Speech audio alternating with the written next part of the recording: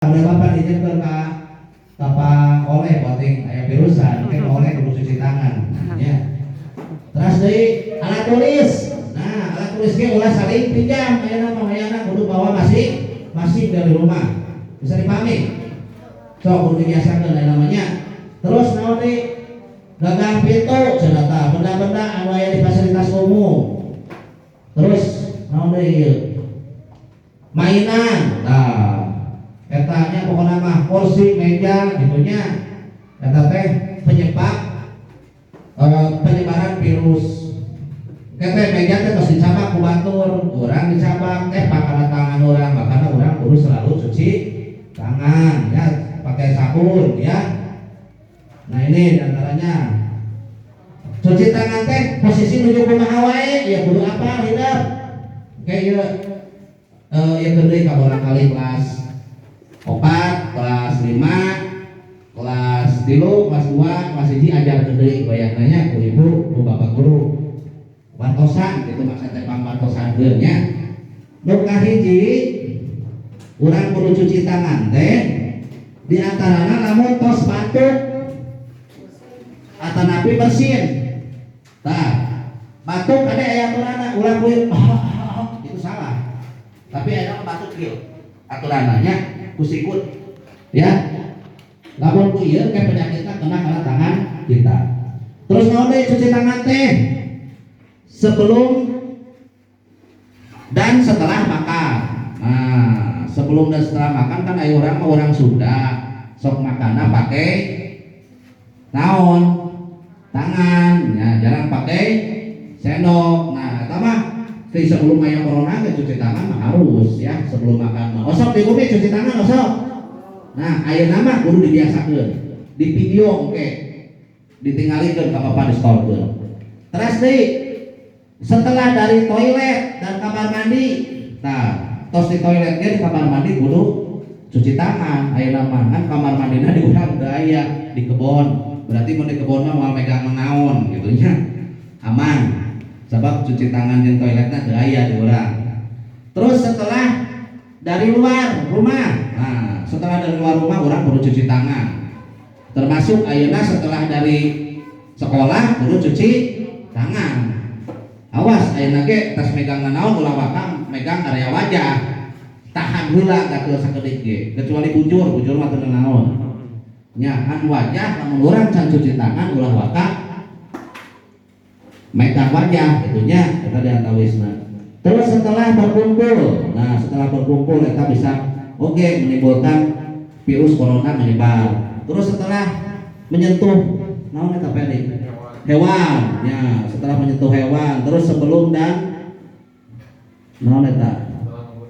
Setelah menggunakan masker. Tah eta diantawisna kudu hidup dikerjakeun. Lanjut. Nah ini penjelasannya. Ini yang tadi ya penjelasannya. Jadi tangan orang lain, tangan yang terlihat bersih belum tentu terlindung dari virus dan kuman. Tanpa kita sadari hal-hal berikut juga dapat menjadi sarana penyebaran kuman. Penyebaran kuman teh lewat media naon? Hiji tangan orang lain, nu kadua lewat uang. Awas uang teh bisa wae, uang mah dipegang ku saha wae gitunya. Terus pegangan tangan, gagang pintu, benda-benda fasilitas umum, alat tulis, mainan, gadget seperti telepon, genggam, HP, komputer ini bisa menyebabkan virus juga ya. Terus cuci tangan pakai sabun diantaranya setelah batuk dan bersin, sebelum dan setelah makan, setelah dari toilet, setelah dari luar rumah, setelah berkumpul atau berinteraksi langsung dengan orang lain, setelah menyentuh hewan, sebelum dan setelah menggunakan masker. Nah ini harus cuci tangan dari 6 komponen ini. Lanjut. Nah ini caranya ya, caranya ini. Tapi sebelumnya silahkan tonton dulu tayangan videonya. Simak baik-baik, nanti harus dipraktekkan oleh kalian di rumah ya. Simak baik-baik. Nah ini caranya, perhatikan cuci tangan dari sembarangan. Tanpa kita sadari, pada tangan yang terlihat bersih terdapat 39.000 sampai 460.000 kuman. Dan kuman tersebut dapat bertambah dan bertahan hidup sampai Contoh yang baik. Ayo bunuh kuman dengan mencuci tangan pakai sabun di bawah air mengalir minimal selama 20 detik. Ikuti 6 langkah mencuci tangan yang baik dan benar. Awali dengan basahi tanganmu dengan air mengalir. Lalu taruh sabun di telapak tanganmu dan gosok telapak tanganmu dengan sabun. Kedua, gosok sabun ke punggung tangan kanan dan kiri. Ketiga, gosok sabun ke sela-sela jari. Keempat, bersihkan punggung jari dengan posisi saling mengunci dan berlawanan. Kelima, bersihkan jempol tangan kanan dan kiri dengan gerakan memutar. Keenam, bersihkan ujung jari kanan dan kiri dengan gerakan mengucuk. Lalu bilas tanganmu dengan air mengalir dan keringkan dengan handuk bersih.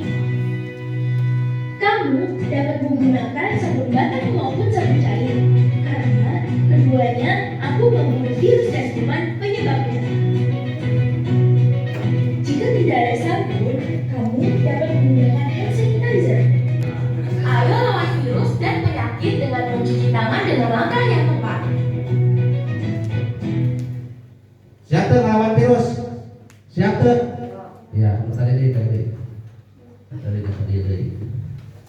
Nah, barusan sudah ditayangkan ya oleh Bapak tayangan videonya tentang bagaimana cara mencuci tangan dengan baik. Ada aturannya ya.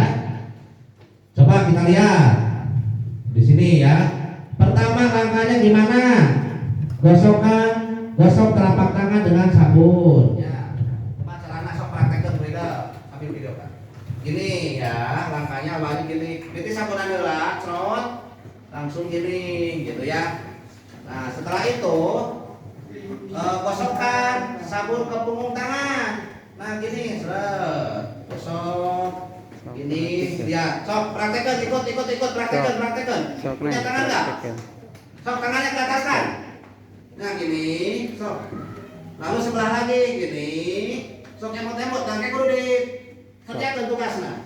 Ya, gini, setelah ini lalu gimana? Gosok sabun ke sela-sela jari. Nah, gini. Sela-sela jarinya gini, lihat. Nah, gini. Ya. Lalu gimana lagi? Bersihkan kedua punggung jari dengan gerakan saling mengunci.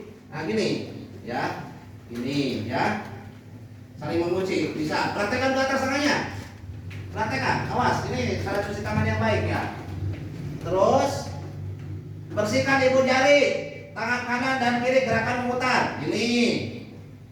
Nah, ini yang wajib ibu sampaikan nanti ke anak didiknya. Ini, ya. Lalu gini, ya. Setelah itu bersihkan apa? Ujung jarinya dengan mengunci gini. Set. Nah, gini, ya. Bisa caranya bisa? Ya, caranya seperti itu. Pertama, kosorkeun kerana set, kosorkeun. Terus ngawasuh kieu sabunan heula. Keur ngawasuh kieu karena tutupan heula. Berarti kosorkeun bae. Ya, menghemat naon cenah? Air. Menghemat air, apalagi sekarang lagi musim kemarau nya, berarti kosorkeun bae. Tah eta langkahna sok apakeun hideuk ya. Nah, ini bagian tangan berwarna merah adalah bagian yang sering lupa tercuci cenanya. Tah ieu sok hilap kacuci lamun cuci tanganna sembarangan. Nah, ini. Nah, kita komanda bisa nempelkan di dia lamun teu ngagunakeun cara ieu. Paham? Nu kahiji cenah kumaha gosok telapak tangan, nu kadua gosok sabun dengan punggung tangan kanan dan kiri. Sok apalkeun. Terus gosok sabun ke sela-sela jari. Nah, Bu Ibu kayak sampaikan ya punya di kelas. Terus bersihkan kedua punggung jari dengan gerakan saling mengunci. Lalu bersihkan ibu jari tangan kanan dan kiri dengan gerakan memutar, lalu bersihkan bagian ujung jari dengan gerakan menguncuk. Itu ya. Bisa dipahami sampai di sana? Ya, lanjut Pak Ri. Nah, ini caranya tadi ya. Udah lanjut, tadi sudah dijelaskan. Nah, ini selain mencuci tangan dengan bersih, kita juga harus menjaga makanan kita. Makanan kita harus bergizi, ya, yaitu harus mengandung 4 sehat 5 sempurna bagi yang ada. Baca aku ulama dengan sempurna sebenarnya. Yang minimal mengandung 4 sehat 5 sempurna. Yang kamu meningkatkan imunitas tubuh kita. Nah, ini porsinya. Ini makanan pokoknya kudu sesuai. Lauk pauknya, makanan anu 4 sehat 5 sempurna teh kudu mengandung makanan pokok. Makanan pokok teh naon cenah diantawisna? Nasi. Naon tos diajar ke Bapak ieu? Nasi. Ya, kita mah makanya keco gitu nya. Nasi kita. Terus naon deui makanan pokok teh sanes nasi wungkul. Roti, sayuran pagi-pagi teh roti. Sayuran. Mungkin tuh, kayak mah tulis nih celana mungkin tuh roti. Ya, terus mau deh makanan pokok teh jagung, sagu, eta termasuk makanan pokok. Sampe. Ya, di orang mah Sunda, non di Sunda di kita makanan pokoknya nyata nasi, kalau di Madura jagung gitu ya. Kalau di luar negeri roti, keju, ya beda jagung aja gitu ya. Terus lauk paukna banyak, lauk pauk teh naon wae lauk paukna daging ayam, telur, ikan, cenah kumaha apa da abi mah laukna eueuh asin oge termasuk lauk eta meureun gitu nya. Terus kudu aya buah-buahanna. Ulah kudu jeruk wae jeung apel mahal. Kali-kali atuh buah cau. Naon deui? Tomat, udah banyak wae di kebon. Ya, sok siapkeun eta kanggo imunitas tubuh urang kuat. Terus naon deui? Sayuran, banyak mah sayuran mah hidup apa banyak. Bayam, sayur sop. Nah, eta di antaranya kudu cuci tangan tadi sudah pakai sabun. Lanjut aja apa ini? Coba, naon deui materi?